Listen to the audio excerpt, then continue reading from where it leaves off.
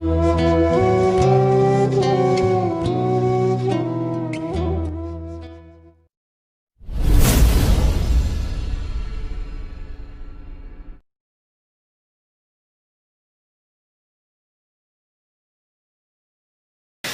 fadilah keutamaan berinfak dan membayar utang? Baik, teman-teman sekalian, ada dua hal, infak dengan bayar utang.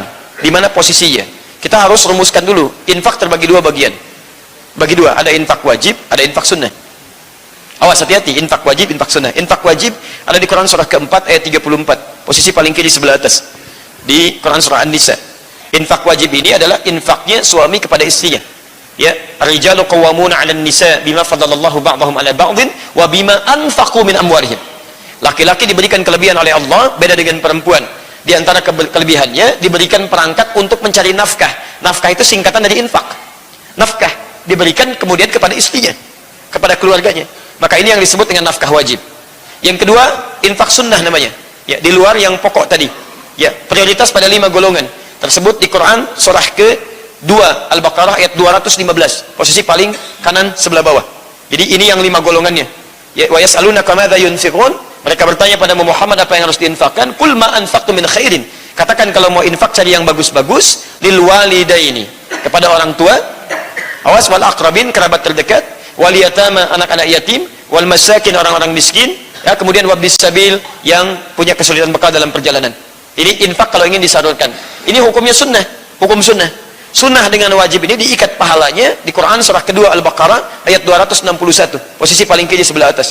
Mathalul ladzina yunfiquna amwalahum fi sabilillah kamathali habbatin ambatat sab'a sanabil fi kulli sumlatin mi'atu habba wallahu yudha'ifu liman yasha wallahu wasi'un alim. Tayyib. Ini terkait dengan infak. Jadi ada yang wajib, ada yang sunnah. Sedangkan membayar utang itu hukumnya wajib. Enggak ada yang sunnah. Nah, sunnah bayar utang. Masya Allah. Enggak ada, wajib utang dibayar. Bahkan kalau anda punya utang kemudian tiba-tiba misalnya meninggal dunia, Nabi diantara yang paling enggan menyolatkan seseorang, ya orang yang walaupun dia baik tapi masih ada tanggungan utangnya. Beliau katakan silakan saudaranya aja atau yang lain menyolatkan. Saya belum bisa menyolatkan dia. Ya, jadi hukum anda untuk meminjam uang kepada orang lain atau meminjam barang sebagai utang, itu kalau memang anda berhak untuk meminjamnya, itu silahkan masuk dalam kategori sunnah, silahkan. Sunnah itu dianjurkan untuk mengatasi kesulitan yang tidak dimungkinkan sesuai dengan meminjam. Tapi membayarnya itu wajib, dan turun ayat di sini banyak, turun ayat di sini, ya. Dalam proses pinjam meminjamnya, Quran surah kedua ayat 282, itu yang paling panjang, posisi paling kiri dari atas sampai dengan ke bawah, ya. Nah, cuma di sini posisinya, bagaimana ketika anda dihadapkan pada dua hal tadi? Kalau sama-sama wajib, bayar utang wajib, infak wajib, ya maka dilihat mana yang paling keluasannya.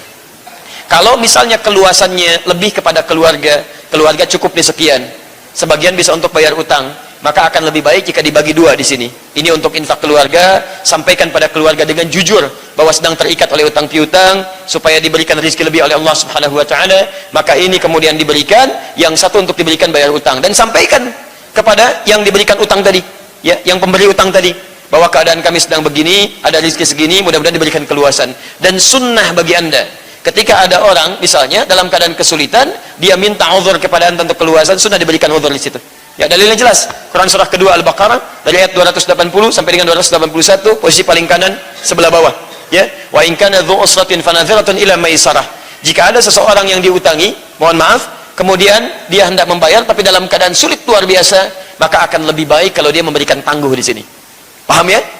Jadi dari sini, kalau anda ingin mengatakan mana yang didahulukan, kalau dua-duanya seimbang, maka anda bisa bagi dua dalam keadaan yang baik di sini. Mana yang paling madaratnya paling besar, itu dahulukan.